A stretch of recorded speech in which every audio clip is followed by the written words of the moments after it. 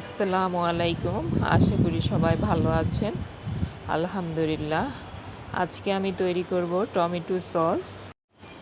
এখানে নিয়েছি আমি 2 কেজি বড় বড় টমেটো। টমেটোগুলো একদম লাল, একদম পাকা, সবগুলা টমেটো একদম টসটসে, একদম বড় বড়। বেছে বেছে নিয়েছি টমেটোগুলা। বাট চচে টমেটোগুলা এরকম বেছে বেছে নিলে চচটা খুবই সুন্দর হয়। আমি এখন একদম নিভু ফ্লেমে চুলাটা ধরালাম। 30 মিনিটের জন্য ঢাকনাটা দিয়ে দিব পাতিলে। টমেটোতে আমি কোনো পানি অ্যাড করিনি।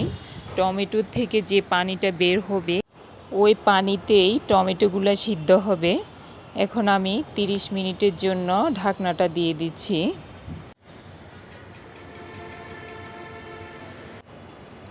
30 মিনিট পর আমার টমেটোটা অনেকটা পানি বের হয়ে আসছে। টমেটোর থেকেই অনেক পানি বের হয়ে আসছে। এই যে দেখুন, ভিতরে অনেক পানি। আমি এখন উপরের সব টমেটোগুলা নিচে নিয়ে দিব, নিচেরগুলা উপরের দিকে উঠিয়ে দিব, কারণ নিচেরগুলা পুড়ে যেতে পারে, কালো হয়ে যেতে পারে। আমি উপরে যেগুলা সিদ্ধ হয়নি, এখনও শক্ত, ওগুলা নিচে নামিয়ে দিচ্ছি। নিচে যেগুলা সিদ্ধ হয়ে গেল এগুলা উপরে উঠিয়ে দিলাম। এখন এই যে এভাবে টমেটোগুলার যে খোসাটা উপর থেকে একটু ফেটে ফেটে নরম হয়ে গেল, সফট হয়ে, এগুলো এভাবে উঠিয়ে নেব। সবগুলো টমেটোই সিদ্ধ হওয়ার পর এভাবে খোসাটা উঠে উঠে আসবে। এভাবে সবগুলো কাঁটা চামচ অথবা এভাবে হাত দিয়ে টান দিলে উঠে যাবে। আমি এভাবে সবগুলো টমেটোর খোসাগুলো উঠিয়ে নেব। এখন আমি আবার 30 মিনিটের জন্য ঢাকনাটা দিয়ে দিব। বাট চচের টমেটোগুলো সিদ্ধ করার সময় একটা জিনিস খুবই কেয়ারফুলি করতে হবে। এই সিদ্ধটার ভিতরে পানিটা একদম কমিয়ে ফেলতে হবে। 30 মিনিট পর আমার টমেটোগুলো পারফেক্ট সিদ্ধ হয়েছে, কিন্তু এখনও অনেকটা পানি রয়ে গেল। এখন আমি এখানে সবগুলা টমেটোরই খোসা উঠিয়ে নিয়ে ফেলেছি। এখন আমি 15 থেকে 20 মিনিট পাতিলের ঢাকনাটা উঠিয়ে এভাবে চুলার ফ্লেমটা একটু বাড়িয়ে দিয়ে পানিটা একটু শুকিয়ে নেব। এখন আমার টমেটোগুলা পানি শুকিয়ে পারফেক্ট হয়ে গেল। টমেটোটা ঠান্ডা হয়ে গেল। এখন আমি এগুলা ব্লেন্ড করে নিব। আমার ব্লেন্ড করা হয়ে গেল, একদম পারফেক্ট হয়েছে ব্লেন্ড করাটা। এখন আমি এগুলো একটা স্ট্রেনারে ছেঁকে নেব। ছেঁকে নেওয়ার পর স্ট্রেনারে সব বিচিগুলা, যতটুকু চামড়া ছিল অতটুকু রয়ে গেল, আর নিচে মলগুলা পড়ে গেল। দেখুন আমার গ্রেভিটা কতটা পারফেক্ট হয়েছে। এখন আমার সসটা বানাতে আর অতটা ঝামেলা পোহাতে হবে না, কারণ আমি পানিটা শুকিয়ে নিয়েছি সিদ্ধ করার সময়। আমি এখানে 4 চামচ কর্নফ্লাওয়ার নিয়েছি। এই কর্নফ্লাওয়ারগুলোর সাথে 1 কাপ ভিনেগার অ্যাড করে নিব। আমি এই পর্যন্ত কোনো পানি অ্যাড করি নাই টমেটো সিদ্ধ এই পর্যন্ত। এখন আমি এই 1 কাপ ভিনেগার দিয়ে কর্নফ্লাওয়ারগুলা ভালো করে অ্যাড করে রাখবো পারফেক্টলি। আমার টমেটোটা ছিল 2 কেজি। টমেটোটা সিদ্ধ হওয়ার পর পানিটা শুকিয়ে এতটুকু গ্রেভি পেয়েছি আমি। তার মধ্যে আমি 4 চামচ কর্নফ্লাওয়ার, 1 কাপ ভিনেগার অ্যাড করব। চুলায় একটা প্যান বসিয়ে আমি এখন টমেটো গ্রেভিটা প্যানে নিয়ে নিচ্ছি।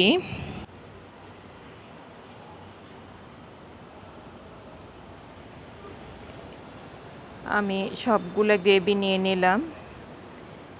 আমার গ্রেভিটা পারফেক্ট হয়েছে, কতটা ঘন হয়েছে দেখুন।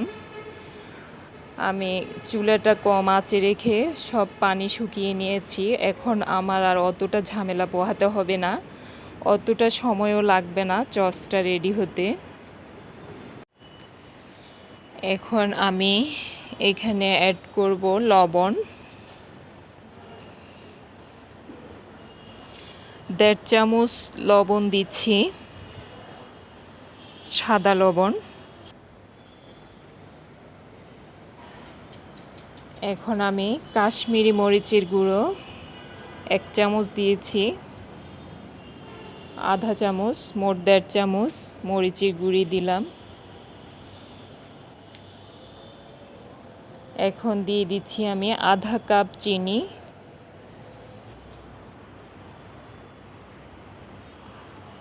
এখন আমি সব ইনগ্রেডিয়েন্টসগুলা সেট করে দিব, পারফেক্টলি সেট করে দিচ্ছি। চুলার আঁচটা আমি মাঝারি ফ্লেমে রেখেছি। এখন দিয়ে দিচ্ছি আধা চামচ সাদা গোলমরিচের গুঁড়ো। এখন আমি আগে যে ভিনেগার দিয়ে কর্নফ্লাওয়ারটা গুলে রেখেছি এগুলো অ্যাড করব। একটু তলানিতে লেগে আছে, ওগুলো একটু ভালো করে ঘুলে নিচ্ছি। কর্নফ্লাওয়ারটা অ্যাড করার পর খুব ঘন ঘন নাড়তে হবে, বাট আমার টমেটো গ্রেভিতে অতটা পানি নেই। আমি সিদ্ধ করার সময় সব পানি শুকিয়ে নিয়েছি। এখন আমার অতটা বেশি সময় লাগবে না চচটা হতে। এখন চচটা আমার ফুটতে শুরু করেছে, কিন্তু ফুটে যে বাইরে ছিটা পড়ে ওটা হবে না, কারণ অতটা পানি নেই চচে। এখন আমি 1 চামচ বিট লবণ অ্যাড করে নেব। আমার চচটা প্রায় হয়ে আসছে পারফেক্টলি, খুব দ্রুত পানিটা একদম শুকিয়ে, যতটুকু পানি ছিল টমেটোর অতটুকু গ্রেভি থেকে শুকিয়ে চচটা প্রায় হয়ে গেল। এখন দেখুন আমার চচটা কতটা ঘন হয়েছে। আমি একটা চামচ দিয়ে দেখাই, পারফেক্ট একদম চচটা। এখন আমি চুলাটা অফ করে দিয়েছি। চচটাতে যদি কোনো পানির আর্দ্রতা থাকে তাহলে এভাবে প্লেটটাকে বাঁকা করলে চচটা থেকে পানিটা বের হয়ে আসবে। এখানে কোনো পানি বের হয়ে আসেনি, অর্থাৎ চচটা একদম পারফেক্ট হয়েছে।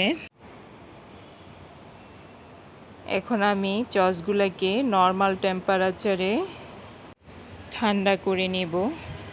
ঠান্ডা হওয়ার পর বয়মে নিব।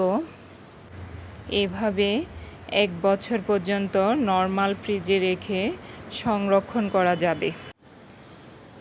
টমেটো সিজনে এভাবে চচ বানিয়ে সারা বছরের জন্য সংরক্ষণ করে রাখুন।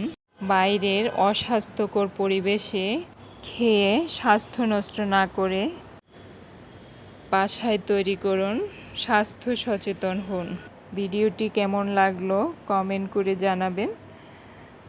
ভালো লাগলে আমার চ্যানেলটা সাবস্ক্রাইব করবেন, লাইক শেয়ার করে পাশে থাকবেন, নতুন নতুন ভিডিওগুলো যাতে সবার আগে পেয়ে যান। ভিডিওটি দেখার জন্য ধন্যবাদ। কথা হবে পরের কোনো ভিডিওতে, নতুন কোনো রেসিপিতে। ভালো থাকবেন। আল্লাহ হাফেজ।